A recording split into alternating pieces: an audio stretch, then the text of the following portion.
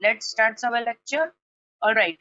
कल हमने जो दो लेक्चर में एप्लीकेशन पढ़ी थी, that was of create an application to demonstrate various data controls of ASP.NET, right? That was application number 21 of your problem sheet. So as you can see, the page which is displayed on the screen is for that particular application. Now today we will start with application number 22 of your problem sheet, that is create an application to demonstrate grid view and data list control with additional features.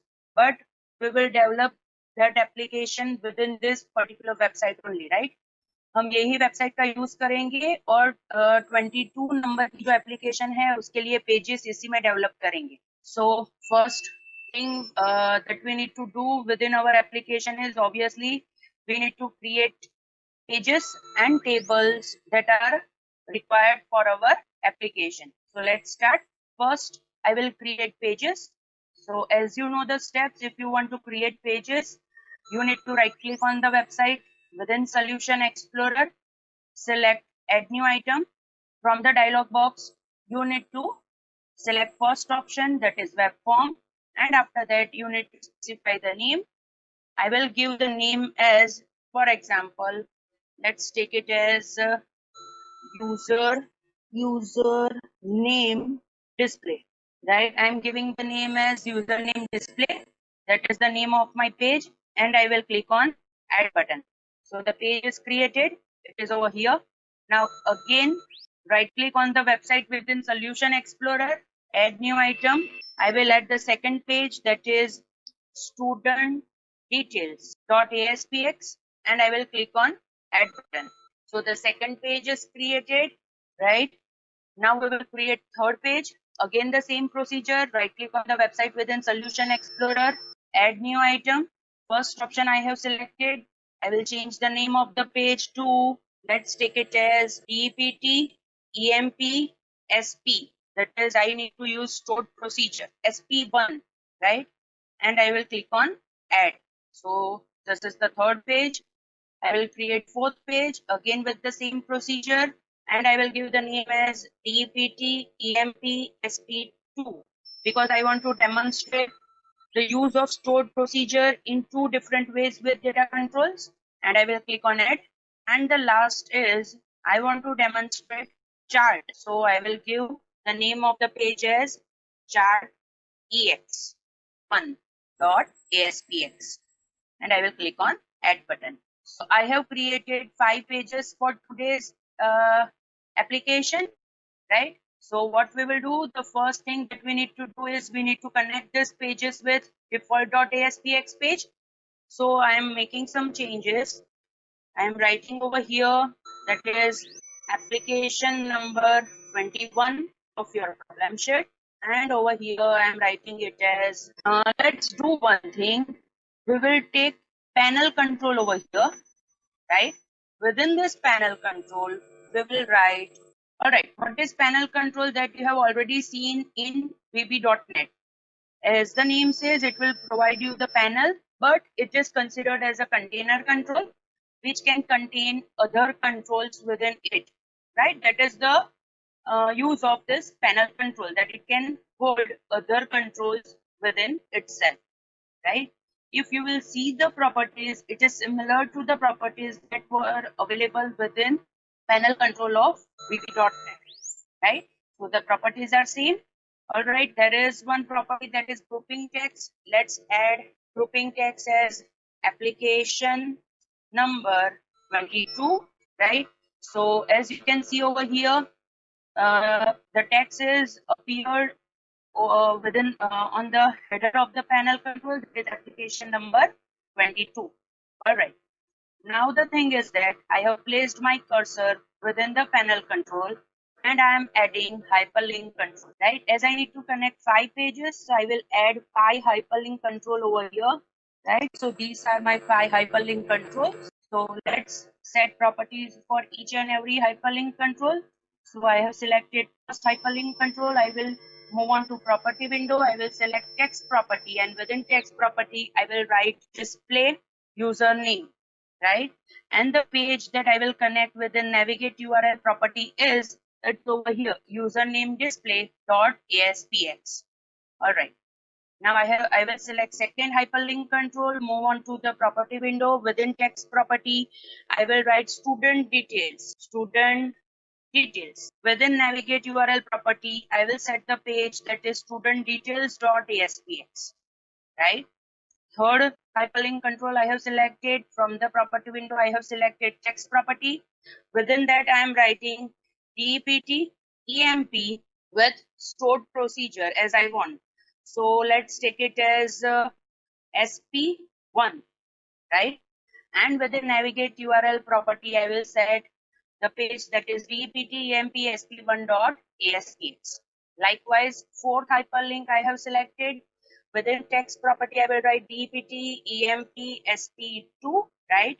And within navigate URL property, I will set the page that is DEPT EMP SP2.aspx. And this is the last hyperlink. I have selected text property from the property window and I am writing text as chart, right? Chart we will display for department wise employees. So let's write it EPT wise count of EMP, right? And then I will set navigate URL property, and within navigate URL property I will select this is that is chart ex1.aspx page. All right, so all the pages are created. After that, we have linked all the pages with default.aspx page within panel control, right? So now let's create tables that are needed for today's example. I think only one more table is needed. For remaining control, we will use the tables that we have already created yesterday. So first of all, we will create one table. So if I want to create table within Solution Explorer from app_data folder, I will select my database. That is, I will double click on my database. So the database will get open within the Server Explorer, right? Server Explorer window. All right, it is over here on the left hand side. Within that, I will open tables option. Then I will right click on tables option, select add new item, sorry, add new table. As I want to add table related to student details, so I will give the fields as roll number. Obviously, it will be of integer data type. Name, it will be of varchar 50 data type. Then I will add, let's take it as student pick, or already we have image path in user table, so we will not take that.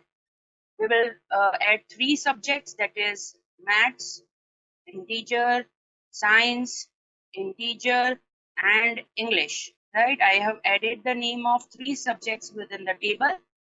I will set roll number as primary key, and I will save the table with the name that is TBL student details, and I will click on OK, right? So the table is created. Now the procedure is we need to add the records within this table. So if I want to add record within this table, what is the procedure? Obviously within Server Explorer, within our database, I will right click on the table and I will select show table data option. As soon as I select show table data option, it will give me the wizard through which I will able to add the records. All right, so it is over here. I will add some records. Roll number 1. Let's take it as name Princey. Maths, maths, let's take it as 80. Science, let's take it as 90. English, let's take it as again 80. Roll number 2, let's take it as Mansi. Maths marks, let's take it as 70. Science 80. English 90. Third roll number, let's take it as, for example, Ria. Maths, let's take it as 90, science 80, and English, let's take it as 65. All right. So I have added 3 records within student details table. All right. So the creation of the tables and adding records within that is completed. Now let's move on to pages.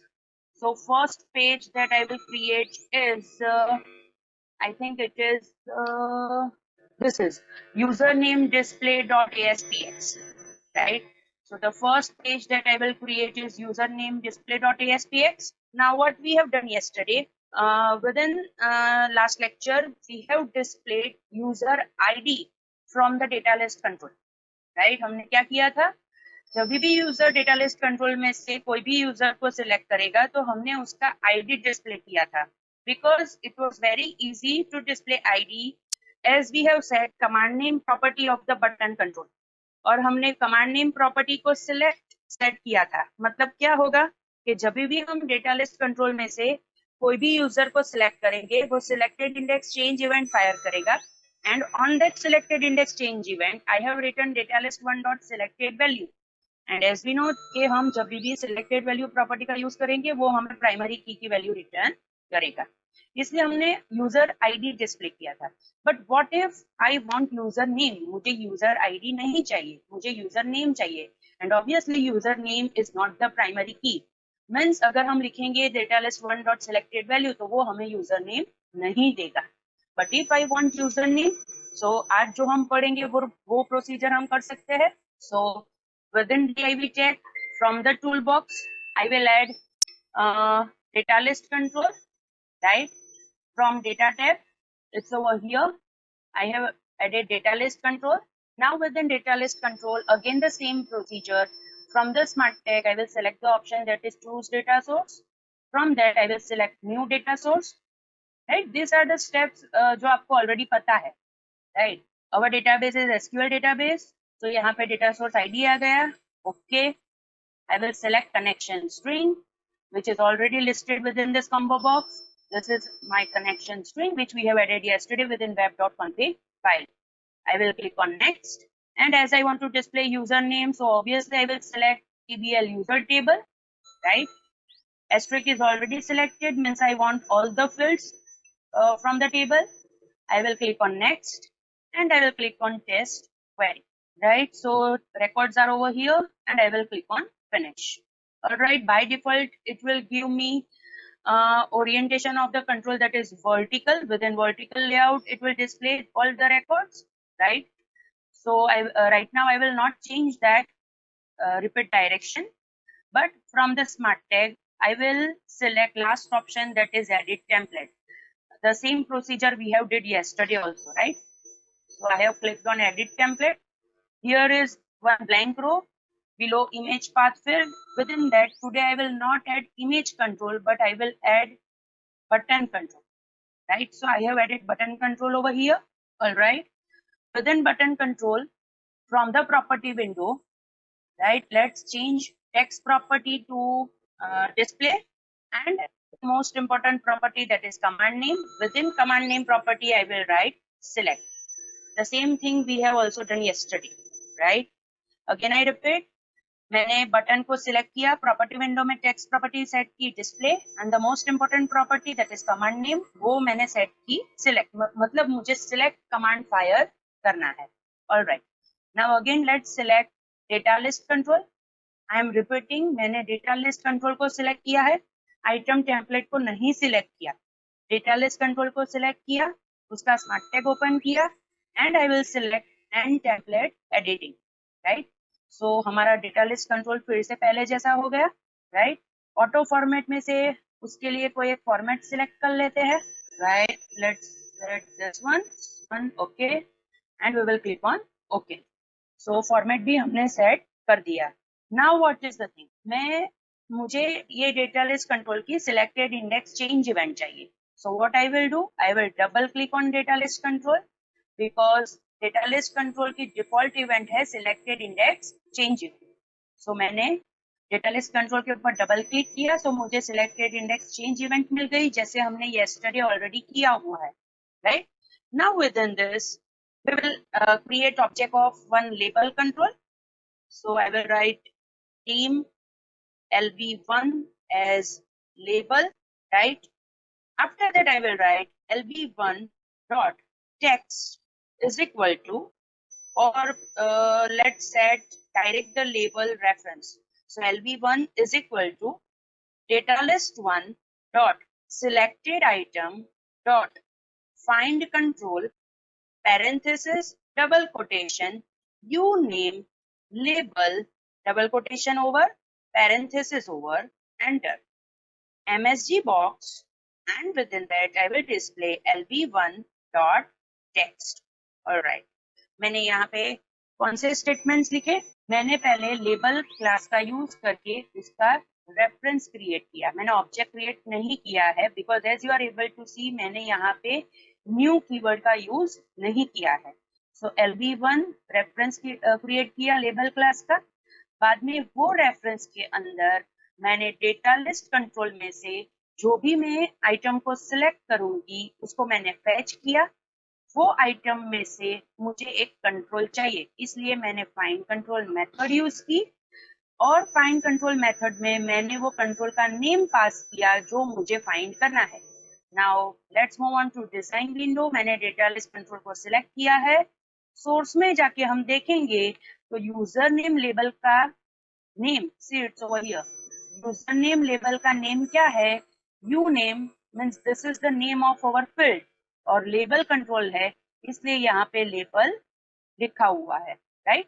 तो that's why I have written the name within my code, that is uname label. Again I repeat, मैंने uname label क्यों लिखा?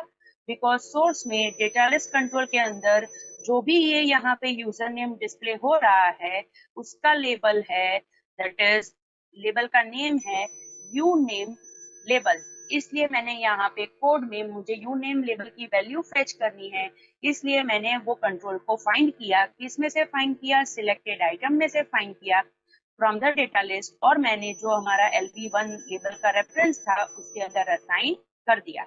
अब मुझे ये lb1 reference में से text property fetch करनी है. दैट्स व्हाई मैसेज बॉक्स में मैंने क्या लिखा? lb1 dot text. मतलब ये जो यूजर का नेम होगा जिसके सिलेक्ट बटन पे हम क्लिक करेंगे तो मैसेज बॉक्स में वो यूजर नेम डिस्प्ले कर देगा, right? So this is the procedure to display other fields instead of primary key field from the data list control.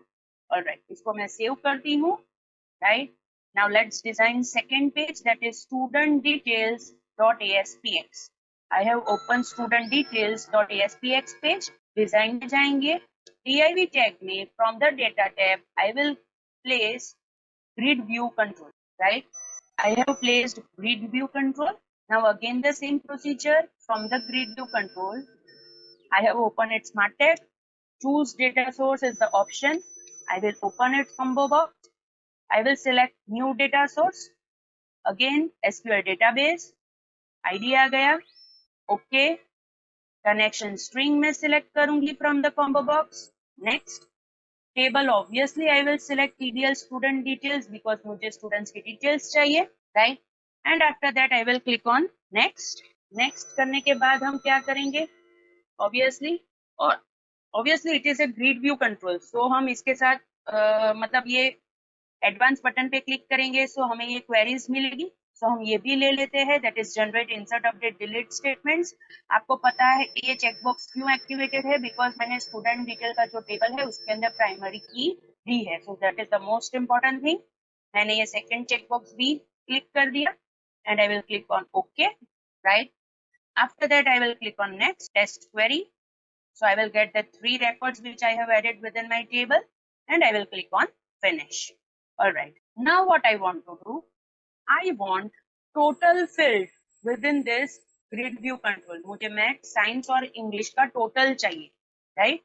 So I want to add total field in my grid view control. But as you know कि हमने table में कोई भी total नाम की field नहीं ली है, मतलब मुझे ग्रिड व्यू कंट्रोल में अलग से वो फील्ड ऐड करनी पड़ेगी.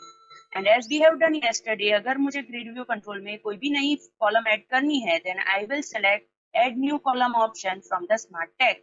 Grid view control का मैंने smart tag open किया. From that I will select add new column. मैंने add new column को select किया. From choose field type मैं template field select करूंगी. कल हमने image field select किया था, आज मैंने यहाँ पर template field select किया.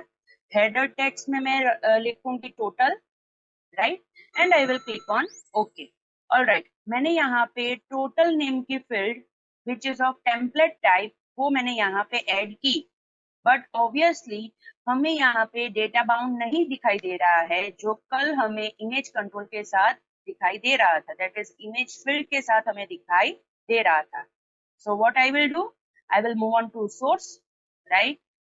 सोर्स के अंदर हम टेम्पलेट फिल के अंदर थोड़ा चेंजेस करेंगे। See over here, this is the template fill जो हमने ऐड की है, it is of total, right. So within template and slash template field, I will write some code। और आपको याद रखना है कि टेम्पलेट फिल्ड के अंदर आप अगर आपको वैल्यू डिस्प्ले करनी है, then you need to use item template। Again I repeat, you need to use item template। So what I will do, I will write item template over here, it's over here, right? Item template slash item template। अब इसके अंदर मुझे क्या करना है, मुझे total करना है मैथ साइंस और इंग्लिश सब्जेक्ट का। सो ऑब्वियसली मुझे कंट्रोल लेना पड़ेगा जिसके अंदर मैं वो टोटल डिस्प्ले कर सकती हूँ। सो आइटम टेम्पलेट और स्लैश आइटम टेम्पलेट के बीच में मैंने कर्सर रखा। टूल बॉक्स में से I will use literal control. Again I repeat, tool box में से I will use literal control. See, item template और स्लैश आइटम टेम्पलेट के बीच में ये लिटरल कंट्रोल आ गया। Now obviously, if I want to display something within the literal control, I need to set text property of the literal control. So I will write over here, text is equal to single quotation, right? Within single quotation, I will write angle bracket percentage. So angle percentage angle bracket अपने आप आ गया। I will write hash eval, ये भी हमने कल repeater control में किया था, that if I want the value of that particular field of the table, तो मुझे हैश और eval फंक्शन का यूज करना पड़ेगा। And within eval function I need to specify the name of the column जो मुझे retrieve करनी है, जिसकी वैल्यू मुझे रिट्राइव करनी है। So first I will write maths double quotation over parenthesis over, right. After that I will write plus because मुझे summation करना है। Again I will use eval function. I will write parenthesis double quotation, second field is science, double quotation over parenthesis over, plus eval, parenthesis double quotation, English, and double quotation over and parenthesis over। Means हमने literal control की text property के अंदर what we have done, मैंने hash और eval function का use किया within angle bracket percentage और three fields that is math, science और English को उसकी वैल्यू को रिट्राइव किया और प्लस ऑपरेटर का यूज करके उसका summation किया, right? Let's move on to design, right? Now as you are able to see total field में आपको numbers मिल रहे हैं, right? So अब मुझे क्या करना है, grid view के smart tag में से I will select enable paging, enable sorting, enable editing, deleting, right? And enable selection। Auto format भी सेट कर देते हैं, कोई एक ऑटो फॉर्मेट ले लेते हैं and I will click on okay. So ये हमारा ग्रिड व्यू रेडी हो गया जो हमें टोटल करके देगा थ्री सब्जेक्ट्स के जो हमने टेबल में से रिट्राइव किया है, right. So this is all about this page that is student details dot ASPX। मैं इसको क्लोज करती हूँ। Now let's design another page that is dptempsp1.aspx, dptempsp1.aspx। अब मुझे क्या करना है, मुझे इसके ऊपर फर्स्ट ग्रिड व्यू में मुझे डिपार्टमेंट डिस्प्ले करना है और सेकंड ग्रिड व्यू में जो भी मैं डिपार्टमेंट सिलेक्ट करूंगी उसके एम्प्लॉयज डिस्प्ले करने हैं। ये टास्क हमने कल किया था बट हमने डायरेक्ट टेबल्स को कनेक्ट किया था। आज मुझे सेम टास्क स्टोर्ड प्रोसीजर के साथ करना है। Again I repeat, I want to do this task with the help of stored procedure, right? So first div tag के अंदर मैंने कर्सर रखा, टूल बॉक्स में से डेटा टैब में से I will select grid view control, right? Alright. So ये grid view control में स्मार्ट टैग में से choose data source करेंगे because DPT टेबल तो हम डायरेक्ट कनेक्ट कर ही सकते हैं। New data source SQL database, okay, connection string में सिलेक्ट करूंगी।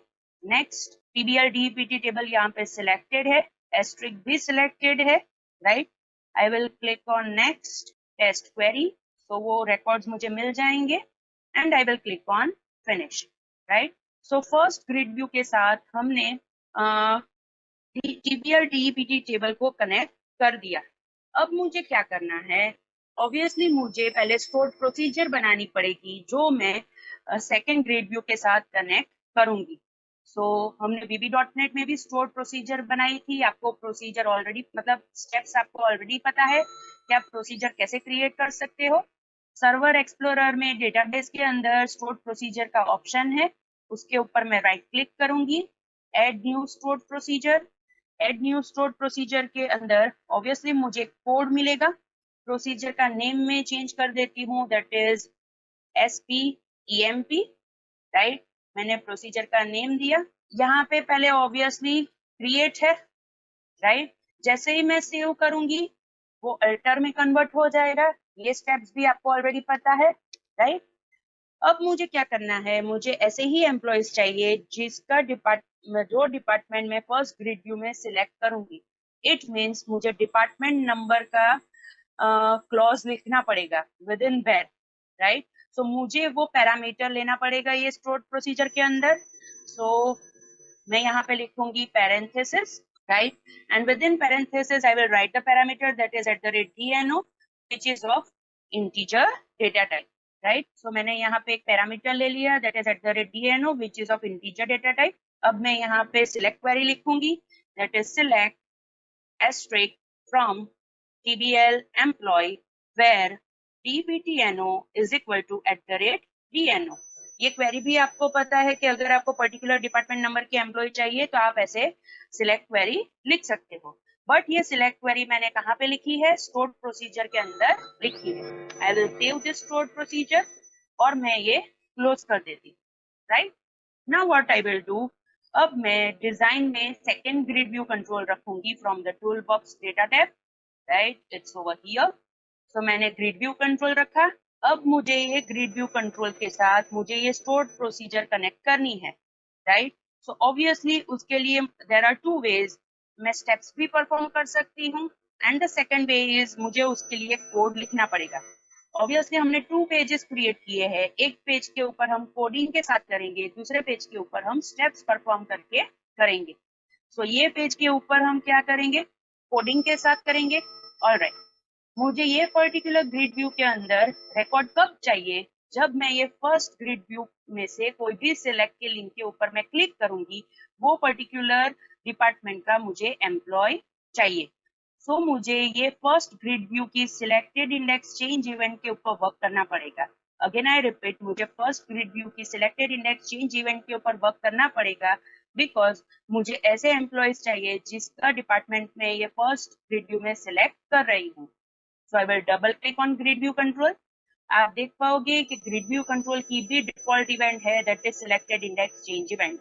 तो जैसे ही मैंने डबल क्लिक किया हमें यहाँ पे सिलेक्टेड इंडेक्स चेंज इवेंट मिल गई। Now as I want to write the code again, as you know आपको यहाँ पे इंपोर्ट स्टेटमेंट्स लिखने पड़ेंगे, that is import system dot data dot SQL client, right. Second is import system dot data. तो अब तक हम वही कर रहे थे कि web.config फाइल में से कनेक्शन स्ट्रिंग फैच कर रहे थे, लेकिन ये एग्जांपल में हम डिफरेंट करेंगे, हम यहाँ पे डायरेक्ट कनेक्शन स्ट्रिंग लिख कर भी देख लेंगे। सो मैंने दो ही यहाँ पे इंपोर्ट स्टेटमेंट लिए हैं, that is import system dot data dot SQL client and second is import system dot data. Now with in selected index change event, first I will create one variable that is deem dno as integer, right? Within this dno what I will assign, मैं पहले तो cint function का use करूंगी because I want to convert the value with an integer. Within that I will write gridview1 dot selected row dot cells 1 dot text, right? Oh, sorry, I have written select row. It should be selected, fine. So within cint function, I have written gridview1 dot selected row dot cells. Within cell, I have specified its index and I have used text property. मतलब मैंने क्या किया, gridview1 that is this grid view, उसमें से मैं जो row select करूंगी वो मुझे ये सिलेक्टेड रो प्रॉपर्टी में से मिलेगी। वो पर्टिकुलर सिलेक्टेड रो में से मुझे सेल नंबर 1 चाहिए, दैट इज ये सिलेक्ट कॉलम का सेल आईडी होगा 0 और डिपार्टमेंट नंबर का सेल आईडी होगा 1। दैट्स वाई मैंने यहाँ पे लिया सेल्स ऑफ 1 और उसकी टेक्स्ट प्रॉपर्टी का मैंने यूज किया। मतलब ये जो डिपार्टमेंट नंबर की वैल्यू है वो मुझे मिल जाएगी, कौन सी रो की मिलेगी, जिसकी सिलेक्ट लिंक के ऊपर मैं क्लिक करूंगी, राइट। और वो मैंने कहाँ पे असाइन कर दिया, ये डीएनओ के अंदर मैंने असाइन कर दिया। ऑलराइट, अब मुझे क्या करना है, ये डीएनओ को स्टोर्ड प्रोसीजर के अंदर भी पास करना पड़ेगा बिकॉज यहाँ पे हमें स्टोर्ड प्रोसीजर का यूज करना है। So first of all I will create object of connection class that is deem con as new SQL connection, right. With in connection I will pass the connection string. Connection string हमें कहाँ से मिलेगी? Server explorer में. I will write click on database. I will select properties. Properties में third property आप देखोगे यहाँ पे इट इज कनेक्शन स्ट्रिंग. मैं उसको कॉपी करूंगी और ये डबल कोटेशन के बीच में मैं पेस्ट करूंगी. राइट. सो मुझे कनेक्शन स्ट्रिंग मिल गई. ये आप ऑलरेडी VB.NET में करते थे. राइट. सेम प्रोसीजर हमने यहाँ पे की. बट इफ यू वांट कि हमारे पूरे वेबसाइट में कनेक्शन स्ट्रिंग सेम रहे and if you want to store that connection string at one place, हम web.config फाइल में स्टोर करके हम उसका यूज करेंगे. Right. After that we will use dim cmd as new sql command. मैंने sql command class का object create किया. Right. We need to pass two parameter. First is the query and second is connection object. but हम यहाँ पे query नहीं use कर रहे हैं, हम stored procedure यूज कर रहे हैं. so over here within double quotation हमें stored procedure का नेम लिखना पड़ेगा. हमारी stored procedure का नेम है spemp. राइट. सो मैंने यहाँ पे लिख दिया कि ये कमांड को stored procedure का यूज करना है. अब हमें कमांड को ये भी बताना पड़ेगा कि यहाँ पे जो डबल कोटेशन में लिखा है वो क्वेरी नहीं है, वो स्टोर्ड प्रोसीजर है. वो हमें कमांड को एक्सप्लिसिटली बताना पड़ेगा. So for that purpose I will use cmd dot command type. Right. उसकी कमांड टाइप प्रॉपर्टी है. जैसे ही मैं इक्वल टू करूंगी वो मुझे 3 ऑप्शंस दे रहा है. Obviously I will select first option that is command type dot stored procedure. Right. मतलब हमने cmd को बता दिया कि कमांड टाइप क्या है, स्टोर्ड प्रोसीजर है. अब हमें पता है कि स्टोर्ड प्रोसीजर के अंदर हमने एक पैरामीटर का यूज किया है. सो वो पैरामीटर के लिए हमें वैल्यू पास करनी पड़ेगी. सो cmd dot parameters dot add. Right. Parameter का नेम था @dno.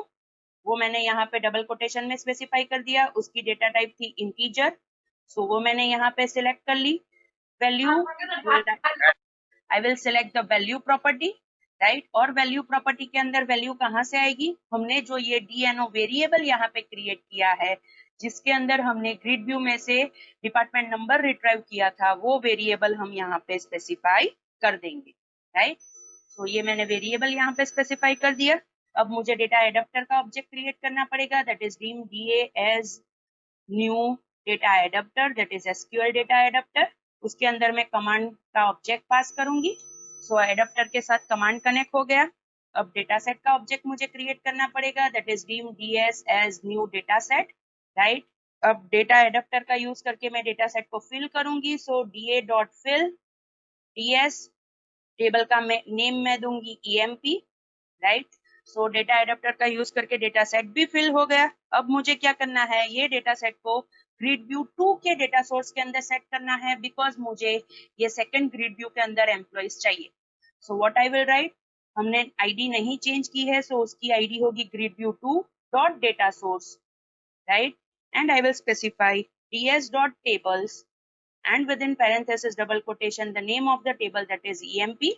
and the most important thing हमने already पढ़ा है, we need to call databind method of gridview2. so gridview2 dot databind. right. so हमने क्या किया, यहाँ तक की सारी प्रोसीजर तो आपको पता ही थी. यहाँ पे हमने gridview2 के डेटा सोर्स में हमने वो डेटा सेट का टेबल सेट कर दिया दैट इज emp और हमने databind मेथड को कॉल कर दिया. राइट. हम इतना कोड लिखेंगे तो फर्स्ट ग्रिड व्यू में से हम जो भी डिपार्टमेंट सिलेक्ट करेंगे वो सेकंड ग्रिड व्यू में उसके एम्प्लॉयज हमें रिटर्न करके दे देगा. राइट. सो ये हमने पूरा किया with the help of coding. हमने यहाँ पे जो रिकॉर्ड डिस्प्ले करने थे एम्प्लॉयज के, उसके लिए हमने कोडिंग का यूज किया है. राइट. और द मोस्ट इम्पोर्टेंट थिंग हमें यहाँ पे ध्यान रखना है कि हमने यहाँ पे स्टोर्ड प्रोसीजर यूज की है. तो ऑब्वियसली हमें कमांड टाइप प्रॉपर्टी सेट करनी पड़ेगी कमांड ऑब्जेक्ट की, that is to stored procedure. और हमने dno कैसे रिट्राइव किया with the help of gridview1 that is the name of the control. उसकी सिलेक्टेड रो, मतलब जो रो सिलेक्ट होगी वो, उसमें से सेल्स कलेक्शन को हमने रिट्राइव किया. वो कलेक्शन में से मैंने इंडेक्स दी 1 बिकॉज यहाँ पे डिपार्टमेंट नंबर 1 इंडेक्स के ऊपर होगी और उसकी टेक्स्ट प्रॉपर्टी का यूज किया. राइट.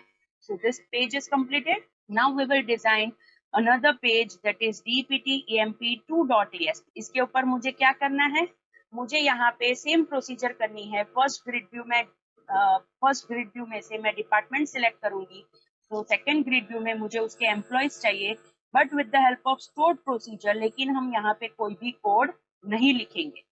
सो मैं फर्स्ट ग्रिड व्यू प्लेस करती हूँ। अगेन चूज डेटा सोर्स में से new data source SQL database. Okay, connection string में सिलेक्ट करूंगी। नेक्स्ट, टीबीएल डीपीटी टेबल यहाँ पे सिलेक्टेड है, एस्ट्रिक भी सिलेक्टेड है, right. I will click on next test query and I will click on finish, right, and I will use enable selection। यहाँ तक की प्रोसीजर हमने वो फर्स्ट पेज के ऊपर भी की थी, दैट इज SP1। अब हम सेकंड ग्रिड व्यू रखते हैं, स्टेप्स परफॉर्म करते हैं। चूज डेटा सोर्स में से new data source SQL database. Okay, connection string. Next, अब हमें क्या करना है, हमें टेबल सिलेक्ट नहीं करना है, हमें स्टोर प्रोसीजर सिलेक्ट करनी है। So I will select first radio button. Again I repeat, I will select first radio button. First radio button को मैंने यहाँ पे सिलेक्ट किया, जिसके अंदर क्या है, स्पेसिफाई कस्टम एसक्यूएल स्टेटमेंट और स्टोर प्रोसीजर, मतलब हम यहाँ पे स्टोर प्रोसीजर स्पेसिफाई कर सकते हैं। And I will click on next. जैसे ही मैंने नेक्स्ट के ऊपर क्लिक किया, अगेन वो मुझे ऑप्शन देगा कि कौन सी स्टोर प्रोसीजर को मुझे यहाँ पे अटैच करना है। सी, यहाँ पे एसक्यूएल स्टेटमेंट है और यहाँ पे स्टोर्ड प्रोसीजर है। ऑब्वियसली हमारे पास स्टोर्ड प्रोसीजर है तो मैं ये रेडियो बटन को सिलेक्ट करूंगी। हमारे पास अभी एक ही स्टोर्ड प्रोसीजर है तो लिस्ट में से मुझे वो स्टोर्ड प्रोसीजर मिल जाएगी, right. I will click on next, right.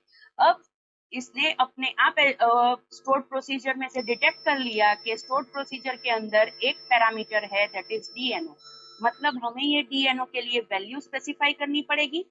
So parameter source में से I will select obviously control, because हमें ग्रिड व्यू 1 में से डिपार्टमेंट नंबर की वैल्यू लानी है। तो पैरामीटर सोर्स में से I will select control. Control ID, it will be grid view 1, right. देखो यहाँ पे जैसे ही मैंने ग्रिड व्यू 1 यहाँ पे सिलेक्ट किया, उसने अपने आप ले लिया, that is grid view 1 dot selected value, मतलब प्राइमरी की वैल्यू वो हमें दे देगा। डिफॉल्ट वैल्यू हम अभी नहीं दे रहे हैं। And I will click on next. Test query करेंगे तो वो हमें ऑब्वियसली डीएनओ पैरामीटर के लिए वैल्यू पूछेगा। I have given 10। ओके, वो 10 नंबर के डिपार्टमेंट हमें डिस्प्ले करके देगा। It's over here and I will click on finish. So जो प्रोसीजर हमने कोडिंग के साथ की थी अभी, वो सेम प्रोसीजर हमने यहाँ पे स्टेप्स परफॉर्म करके कर दी। But you need to consider कि स्टोर्ड प्रोसीजर आपको स्पेसिफाई करना है, राइट, और उसके साथ साथ उसके पैरामीटर के लिए वैल्यू कहाँ से आएगी वो आपको स्पेसिफाई करना है। Only this is the difference, right. मैं ये पेज को सेव करती हूँ। मैंने ये पेज को सेव किया। अब लास्ट पेज जो हमारा बाकी है, that is chart EX। It's over here, right. मैंने चार्ट EX पेज को सिलेक्ट किया। अब मुझे क्या करना है, ये पेज के ऊपर मुझे चार्ट डिस्प्ले करना है। किसके लिए चार्ट डिस्प्ले करना है, डिपार्टमेंट वाइज एम्प्लॉयज के काउंट के लिए मुझे यहाँ पे चार्ट डिस्प्ले करना है। सो DIV टैग के अंदर मैंने कर्सर रखा। डेटा टैब में से मैं चार्ट कंट्रोल सिलेक्ट करूंगी, राइट। सो डेटा टैब में से मैंने चार्ट कंट्रोल सिलेक्ट किया। अब ये चार्ट कंट्रोल को हमें डेटा सोर्स प्रोवाइड करना पड़ेगा, मतलब कहाँ से वो डेटा लेगा और चार्ट डिस्प्ले करेगा। So again the same procedure, chart control के स्मार्ट टैग में से चूज डेटा सोर्स, वहां पे आई will select new data source SQL database.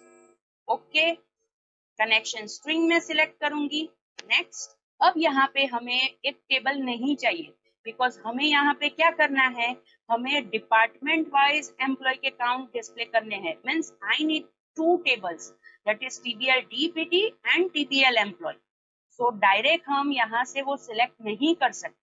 So again what I will do, I will select first radio button and I will write SQL statement. So मैंने first radio button को select किया। Next, तो यहाँ पे हमें ये option दे रहा है कि आपको कौन से टाइप की क्वेरी लिखनी है। ऑब्वियसली मुझे सिलेक्ट क्वेरी लिखनी है। सो SQL स्टेटमेंट में I will write select DPT name, count of EMPNO from TBL DPT D, TBL employee E, where D.dptno is equal to E.dptno, group by DPT name, right?